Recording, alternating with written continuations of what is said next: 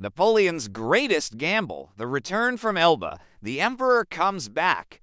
In the closing days of February 1815, a small flotilla quietly slipped across the waters of the Mediterranean. Its destination was the southern coast of France. Among the passengers stood a man whom Europe believed had already become history. Less than a year earlier, Napoleon Bonaparte had ruled an empire stretching across much of the continent. His victories had transformed Europe, humbled ancient monarchies, and made him the most feared commander of his generation. Yet, after years of relentless warfare, the coalition powers finally crushed his empire. Forced to abdicate, Napoleon was sent into exile on the tiny island of Elba while the Bourbon dynasty reclaimed the French throne. For Europe's rulers, the Napoleonic era seemed over. They were wrong. Life on Elba never satisfied Napoleon. Though granted the title of sovereign over the island, he remained obsessed with France and convinced that destiny had not abandoned him. Reports arriving from the mainland only strengthened his resolve. King Louis XVIII struggled to win public support. Many veterans longed for their former commander, and the victorious allies had begun arguing among themselves at the Congress of Vienna. Rumors also suggested that the coalition might soon remove Napoleon from Elba and exile him somewhere far more remote. Rather than wait for his enemies to decide his fate, Napoleon decided to act first. It was an extraordinary gamble. With barely 1,000 loyal soldiers from the Imperial Guard, he sailed from Elba toward France, fully aware that failure would almost certainly end in execution.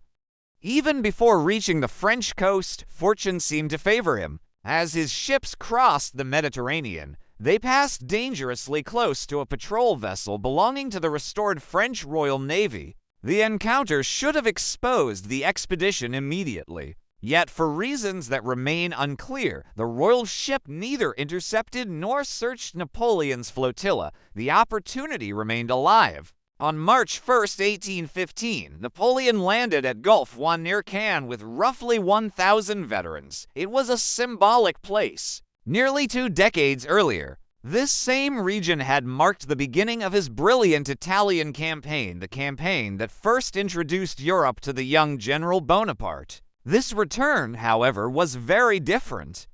Napoleon no longer commanded hundreds of thousands of soldiers. His empire had vanished. Every mile north carried enormous danger. Royal forces could surround and arrest him before public opinion had a chance to shift in his favor. Speed became everything. Avoiding the royalist strongholds along the main roads, Napoleon chose a far more difficult route through the mountains. For 6 exhausting days, his column traveled nearly 200 miles across frozen passes, steep cliffs, and narrow mountain tracks. At 45 years old, the former emperor often had to continue on foot.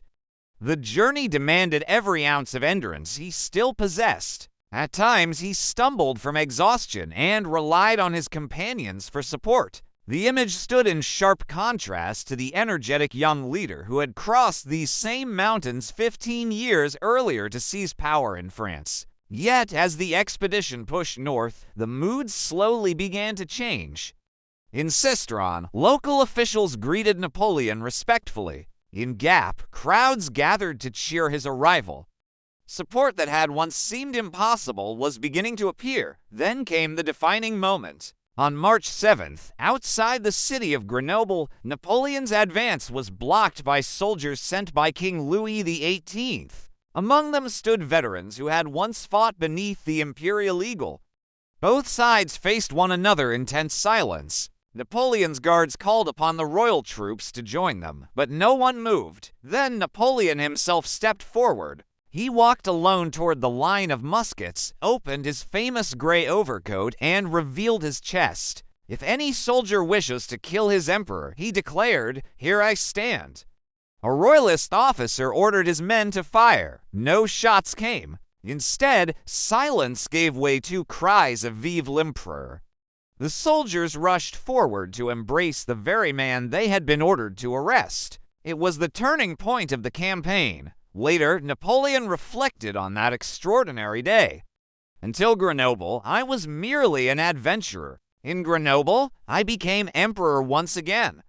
Meanwhile, events in Paris unfolded with dangerous complacency. King Louis XVIII and his ministers dismissed Napoleon's return as little more than a reckless adventure. Surely a handful of exiles could never threaten the restored monarchy. Several of Napoleon's former marshals, now serving the Bourbon government, prepared plans to stop him. Among them was Marshal Michel Ney, one of Napoleon's greatest battlefield commanders. Determined to prove his loyalty to the king, Ney made a dramatic promise. He vowed to capture Napoleon and bring him back to Paris locked inside an iron cage. With several thousand troops, Ney marched south to intercept his former master. But the political situation was changing faster than anyone in Paris realized.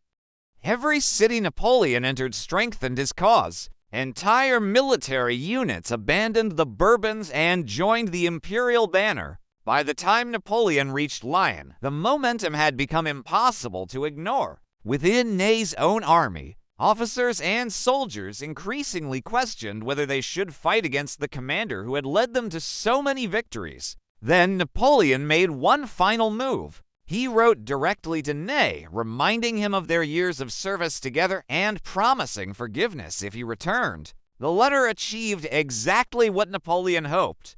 Rather than arrest the emperor, Ney changed sides. Standing before his troops, he announced that only Napoleon possessed the right to govern France. His soldiers answered with enthusiastic cheers before turning north, not against Napoleon, but alongside him. The Bourbon monarchy was collapsing. When news of Ney's defection reached Paris, King Louis XVIII recognized that resistance had become impossible. On the evening of March 20th, 1815, the king abandoned the Tuileries Palace and fled toward the Netherlands. Only hours later, Napoleon entered Paris in triumph. Without fighting a major battle or firing more than a handful of shots, he had recovered the throne he had lost less than a year earlier.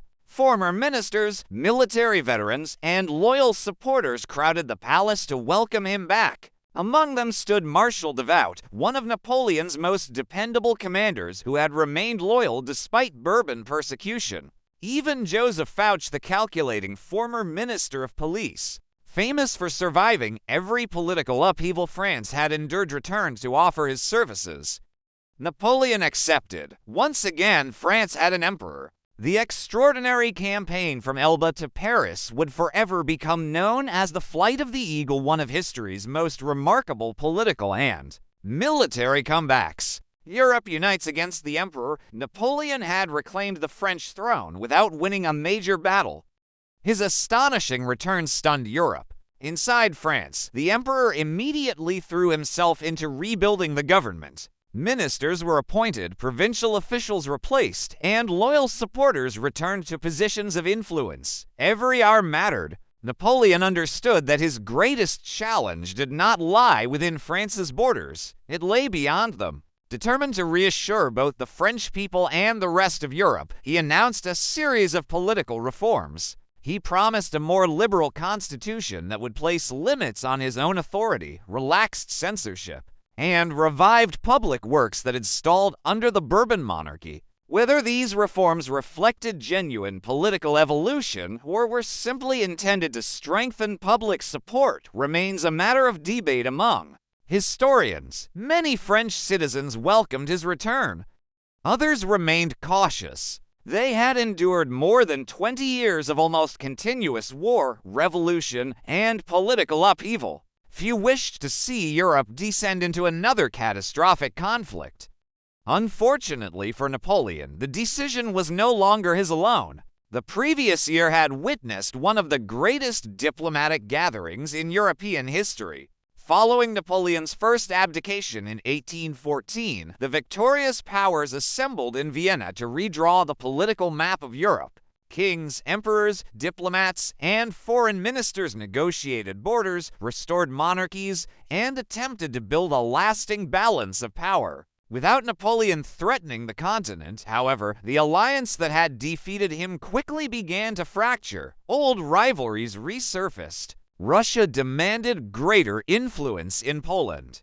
Prussia sought territorial expansion across Germany. Austria feared both powers. Britain worked tirelessly to prevent any single nation from dominating Europe again. The atmosphere grew increasingly tense. Some observers even believed another major European war might erupt, this time between the former allies themselves. Then everything changed. News arrived that Napoleon had escaped Elba and was once again ruling France. Almost overnight, months of bitter diplomatic disputes disappeared. The allied monarchs recognized that whatever differences divided them, Napoleon represented a far greater threat. They immediately restored their military alliance.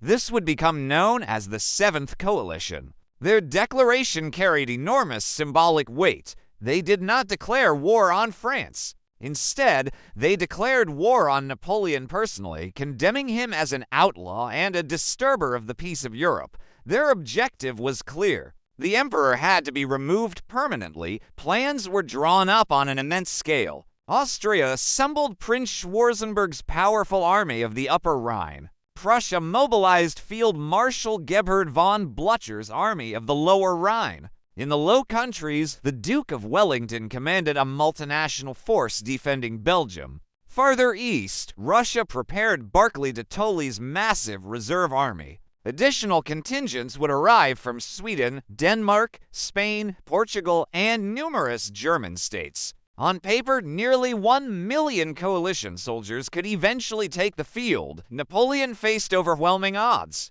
Even after veterans rushed back to the imperial colors, France could muster only around 200,000 troops. The country itself was exhausted. Years of warfare had drained the treasury.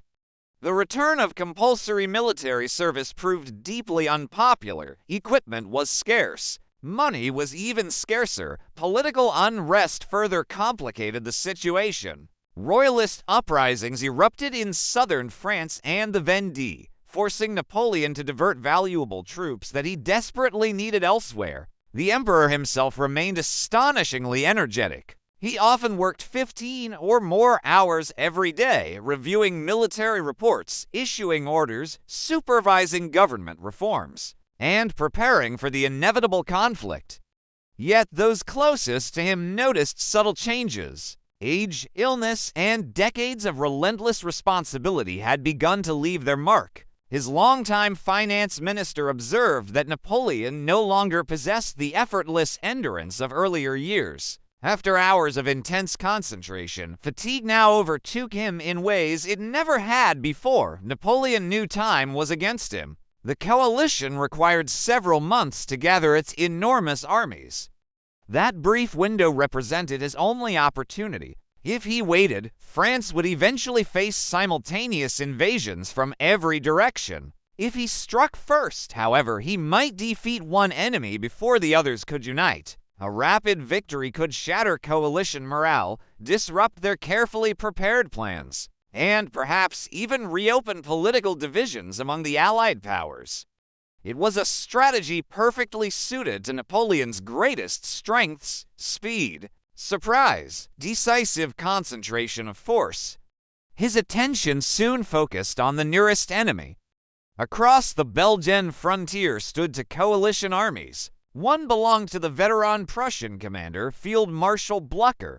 The other was led by Arthur Wellesley, the Duke of Wellington, Britain's most successful general. If Napoleon could drive a wedge between them and defeat each army separately before they combined, the entire campaign might be transformed. It would be an extraordinarily dangerous operation. But throughout his career, Napoleon had built his greatest victories by taking extraordinary risks. Once again, he prepared to place everything on a single bold gamble. While Napoleon finalized his plans in Paris, another familiar figure attempted to change the course of events. Joachim Murat, King of Naples, Napoleon's brother-in-law, and one of the finest cavalry commanders Europe had ever seen, had already declared war against Austria. Murat hoped that by reigniting conflict in Italy, he could preserve his own throne and perhaps assist Napoleon's return. His army advanced rapidly through the Papal States, capturing Bologna and threatening Austrian control across northern Italy.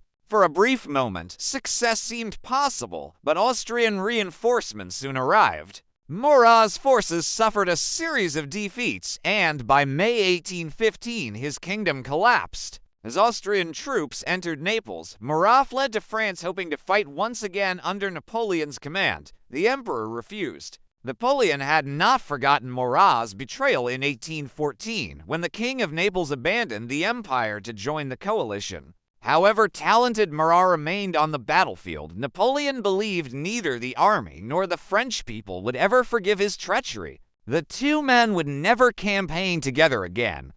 The coming struggle would be fought without one of Napoleon's most brilliant cavalry leaders. Meanwhile, events in Belgium were also unfolding in unexpected ways. Neither Wellington nor Blucher believed Napoleon would attack before the coalition completed its preparations. Both commanders expected to take the offensive later that summer. They had no idea that the emperor was already preparing to seize the initiative. The road to Belgium. Although Europe had once again united against Napoleon, the coalition armies were far from ready to invade France. The emperor understood this better than anyone. Every passing day allowed his enemies to gather more troops, strengthen supply lines, and coordinate their plans. If he waited, France would face overwhelming pressure from every direction. His only realistic hope was to strike before that enormous military machine reached full strength. Belgium offered the perfect opportunity. Just beyond the northern frontier stood two major coalition armies.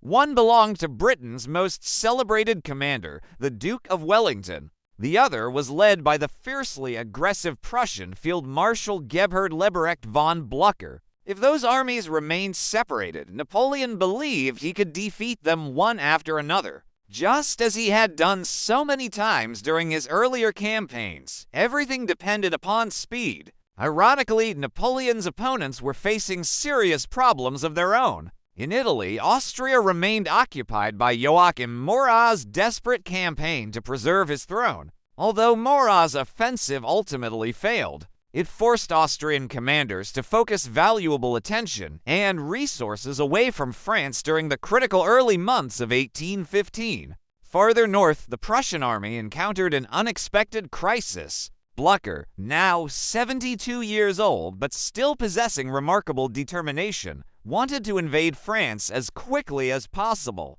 His plans, however, were disrupted by unrest within his own ranks. Nearly 10,000 Saxon soldiers mutinied, refusing to serve under Prussian command. The rebellion forced Blucher to detach approximately 14,000 experienced Prussian troops simply to maintain order. Those soldiers would not be available when the decisive campaign began. Wellington's situation proved equally complicated. His reputation had been forged during the Long Peninsular War, where British, Portuguese, and Spanish forces gradually expelled Napoleon's armies from the Iberian Peninsula. The army he now commanded, however, looked very different. Instead of seasoned veterans, Wellington led a multinational force assembled from across northern Europe. British regulars served alongside Dutch, Belgian, Hanoverian, Brunswick, and Nassau units. Some formations possessed excellent discipline. Others had little combat experience. Several had only recently fought under French rule, leaving lingering doubts about where their true loyalties might lie if Napoleon appeared once more on the battlefield. To defend Belgium, Wellington dispersed his army across a broad region, covering multiple roads that might carry a French invasion. The deployment provided flexibility, but also created dangerous gaps between individual formations. Fortunately for the coalition, Wellington and Blucher had developed an unusually strong professional relationship. Despite their different personalities, both commanders trusted one another completely. Each understood that success depended upon rapid cooperation should Napoleon attack. That mutual confidence would soon become one of the coalition's greatest strengths. By early June, reinforcements had increased their combined armies to roughly 230,000 men. Confident in their growing superiority, coalition leaders even began discussing offensive operations into France. Few believed Napoleon would dare attack first. That assumption would prove disastrous. Meanwhile, on the French side of the frontier, extraordinary secrecy surrounded every military movement. Civilian travel across the border was tightly restricted. False information was deliberately leaked to confuse enemy intelligence. French troop concentrations remained carefully concealed. On June 12th, Napoleon appeared publicly in Paris, creating the impression that he intended to remain in the capital. Within hours, however, he quietly departed and hurried north to take personal command of the army. His objective was absolute surprise. The Armée du Nord, the Army of the North, numbered approximately 128,000 soldiers. It consisted of 5 infantry corps, a powerful cavalry reserve, and the legendary Imperial Guard. Many veterans had returned to serve beneath the Emperor once again. Yet this was no longer the magnificent Grande Army that had conquered Europe a decade earlier. Years of war had taken their toll. Equipment remained in short supply. Financial resources were dangerously limited. Many officers found themselves commanding unfamiliar units assembled only weeks before the campaign. Even discipline within portions of the Imperial Guard no longer matched the standards of earlier years. More troubling still was the shortage of experienced senior commanders. Napoleon had once created 26 marshals of the empire. By 1815, that remarkable group had largely disappeared. Some had fallen in battle, others had accepted the Bourbon Restoration. Several declared political neutrality. A number were simply too old to campaign effectively. Only a handful remained available. Devout, perhaps Napoleon's finest marshal, stayed in Paris as Minister of War, responsible for organizing France's defenses. Marshal Suchet remained in southern France protecting the frontier. Both men possessed exceptional military ability, yet neither would participate in the coming campaign. Another irreplaceable absence weighed even more heavily. For nearly 20 years, Marshal Louis-Alexandre Berthier had served as Napoleon's chief of staff. He possessed an extraordinary talent for transforming Napoleon's ideas into precise operational orders. Berthier understood the emperor's methods better than anyone alive. When Napoleon returned from Elba, however, Berthier chose loyalty to King Louis XVIII and fled into exile. His decision deeply shocked the emperor. Shortly before the campaign began, Berthier died after falling from an upper-story window under circumstances that have never been fully explained. Whether accident, suicide, or something more sinister, his death permanently deprived Napoleon of one of his most indispensable advisors. To replace him, Napoleon appointed Marshal Nicolas Soult. Although Soult possessed outstanding battlefield experience, administrative staff work demanded a completely different set of skills. The transition proved difficult almost immediately. Upon arriving at headquarters, Napoleon discovered serious organizational mistakes. Several corps had assembled in the wrong locations. Marshal Grouchy's cavalry remained behind schedule. General Girard's 4th Corps experienced unexplained delays. To make matters worse, one French divisional commander deserted to the coalition. The carefully planned offensive already showed signs of dangerous friction before a single shot had been fired. Napoleon had always believed in destiny. Throughout his life, he attached great importance to anniversaries, omens, and fortunate dates. Among them, none carried greater significance than June 14th, the anniversary of his victories at Marengo and Friedland. He had intended to launch his new campaign on that very day. Instead, logistical problems forced a delay of 24 hours. For a commander whose entire strategy depended upon speed and surprise, even a single day's postponement carried enormous consequences. Nevertheless, there was no turning back. The gamble that had begun on the beaches of Elba was about to enter its final and most dangerous chapter. Before dawn on June 15, 1815, French drums echoed across the frontier. Columns of infantry silently advanced through the darkness toward the Belgian border. As the first rays of sunlight appeared, Napoleon's soldiers crossed into enemy territory near Charleroi. Prussian outposts immediately sounded the alarm. Messengers raced toward the headquarters of Wellington and Blucher with urgent news. Napoleon had seized the initiative. His final campaign had begun. The opening blow at 2 o'clock in the morning on June 15, 1815. The silence along the Belgian frontier was broken by the steady rhythm of French drums. For weeks, Napoleon had concealed every preparation. Troop movements had been disguised, civilians prevented from crossing the border, and false reports deliberately spread to confuse Allied intelligence.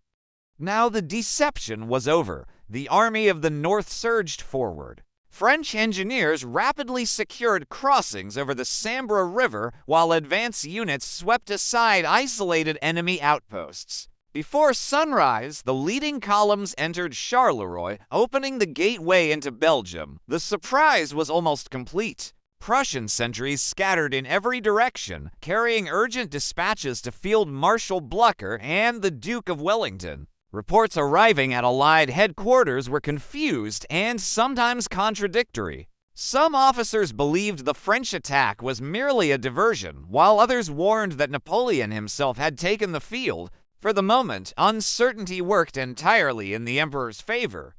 Napoleon's operational plan was both bold and brilliantly simple. Rather than confronting the combined strength of the coalition, he intended to drive a wedge directly between Wellington's Anglo-Allied army and Blucher's Prussians. Once separated, each force could be defeated individually before the other had time to intervene. It was a strategy he had employed successfully throughout his career, but now every arm mattered. French columns pressed north with remarkable speed, occupying key roads and villages before the coalition could fully react. Behind the advance guard came the Imperial Guard, cavalry reserves, and heavy artillery, all moving toward their assigned objectives. Despite the impressive momentum, problems soon began to emerge. The rapid advance created confusion among several corps commanders. Roads became congested with marching infantry, cavalry, artillery, and supply wagons competing for limited space. Messages from headquarters did not always arrive on time, and some orders were misunderstood or delayed. Marshal Soult, still adjusting to his responsibilities as Chief of Staff, struggled to maintain the smooth flow of information that Berthier had once managed almost effortlessly. Small administrative mistakes began accumulating into larger operational difficulties. Napoleon, however, remained focused on the larger picture. His immediate objective was to keep the Allied commanders uncertain. If Wellington believed the main French attack threatened Brussels, he might hesitate before supporting Blucher. If Blucher expected Wellington to reinforce him quickly, he might choose to stand and fight. Napoleon intended to exploit precisely that uncertainty. On the Allied side, communication proved equally difficult. Wellington initially received conflicting intelligence regarding the direction of the French offensive. Some reports suggested an attack farther west, while others pointed toward Charleroi. Determining Napoleon's true objective consumed valuable time. Blucher, by contrast, reacted more aggressively. True to his character, the veteran Prussian commander immediately began concentrating his army, prepared to meet Napoleon in battle even before all coalition forces had assembled. The difference in temperament between the two commanders would shape the opening days of the campaign. Wellington preferred caution until reliable information became available. Blucher preferred action. Napoleon counted on exactly that difference. If the Prussians advanced too quickly, they could be defeated before Wellington arrived. If Wellington hesitated too long, Blucher would fight alone. The emperor sensed an opportunity that might decide the campaign within days.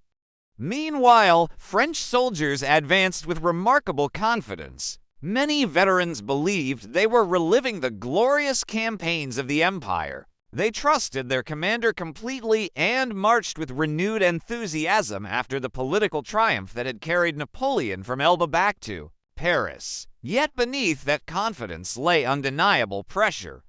Every officer understood the stakes. There would be no second chance. Unlike earlier campaigns, France no longer possessed endless reserves of men or resources. Every casualty would be difficult to replace, every delay increasingly dangerous as more coalition armies approached from across Europe. Napoleon himself appeared calm, but those closest to him noticed the immense burden resting upon his shoulders. He was no longer fighting simply for victory. He was fighting for the survival of his empire, his dynasty, and the legacy he had spent decades building. As evening approached on June 15th, French forces had successfully penetrated deep into Belgium. The opening phase of the operation had exceeded expectations. Napoleon had achieved strategic surprise. The Allied armies were still separated. His opponents were only beginning to understand the scale of the offensive unfolding before them. Everything now depended on maintaining the initiative. Ahead lay a crossroads that would determine the fate of the campaign. One led toward Ligny, where Napoleon hoped to destroy Blücher's Prussian army. The other pointed toward Quatre Bras, where Marshal Ney would attempt to hold Wellington at bay. If both operations succeeded, the road to ultimate victory would lie open. But if either failed, the entire campaign and perhaps Napoleon's empire itself would hang in the balance. The decisive battles were now only hours away. Ligny and Quatre Bras. By the evening of June 15th, Napoleon's strategy was unfolding almost exactly as planned. His army had crossed into Belgium with remarkable speed, forcing the coalition commanders to react instead of act. Most importantly, Wellington and Blücher remained separated.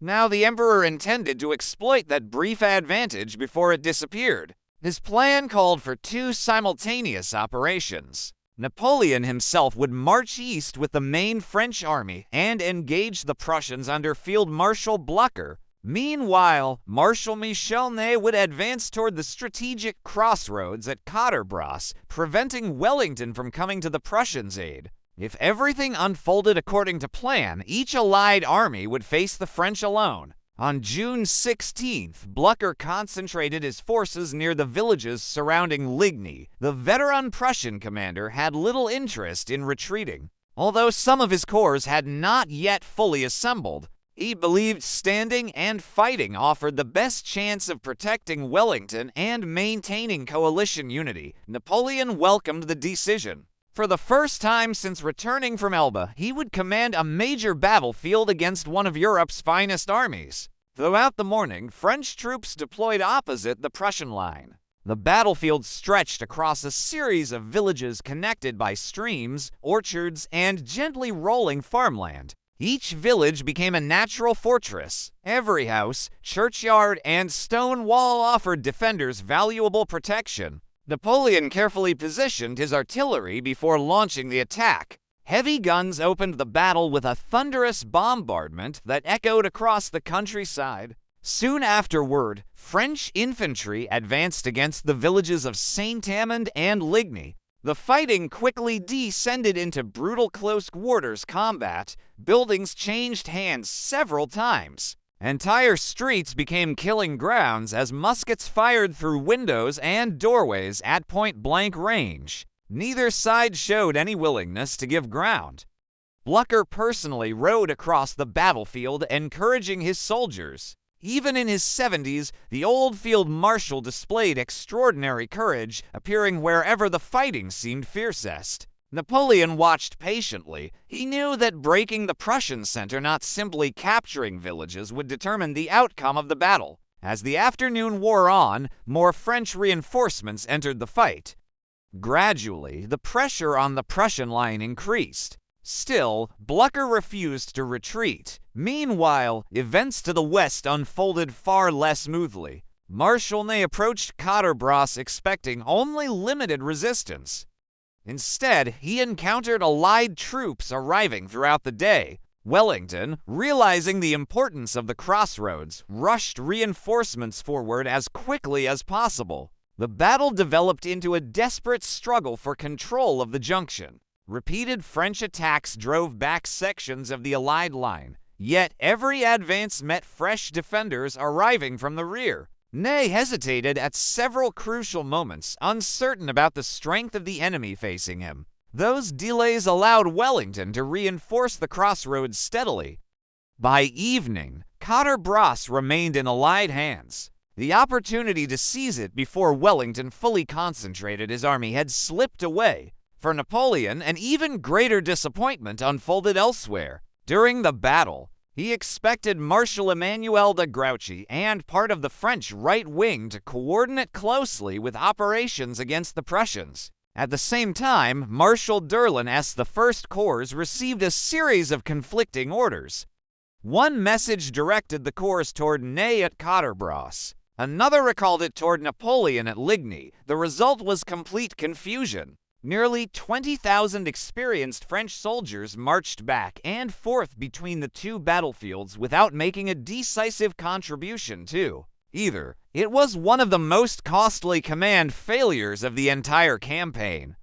As evening approached, Napoleon prepared the decisive blow. The Imperial Guard, held in reserve throughout most of the battle, advanced toward the weakened Prussian center. Supported by concentrated artillery fire and fresh infantry, the Guard smashed through Blücher's exhausted formations. The Prussian line finally collapsed. Field Marshal Blücher himself narrowly escaped capture after his horse was shot beneath him, pinned under the fallen animal. The elderly commander survived only because darkness and confusion concealed his position from pursuing French cavalry. Nightfall brought the Battle of Ligny to an end. Napoleon had achieved an important tactical victory. For the last time in his career, he had defeated a major coalition army on the battlefield, yet the triumph was incomplete. The Prussian army had suffered heavy casualties, but it had not been destroyed. Instead of retreating east, away from Wellington as Napoleon expected, Blücher's commanders skillfully withdrew northward. That decision preserved communication with the Anglo-Allied army. It also ensured that the coalition remained united. At Quatre Bras, Wellington likewise retained control of the crossroads before eventually withdrawing in good order after learning of Blücher's defeat. Both Allied armies had escaped. Napoleon had won the battle he needed. He had failed to win the campaign. The opportunity to destroy either opponent separately had slipped away. The consequences of those missed opportunities would soon become painfully clear. Ahead lay one final battlefield, a quiet ridge south of Brussels known as Waterloo.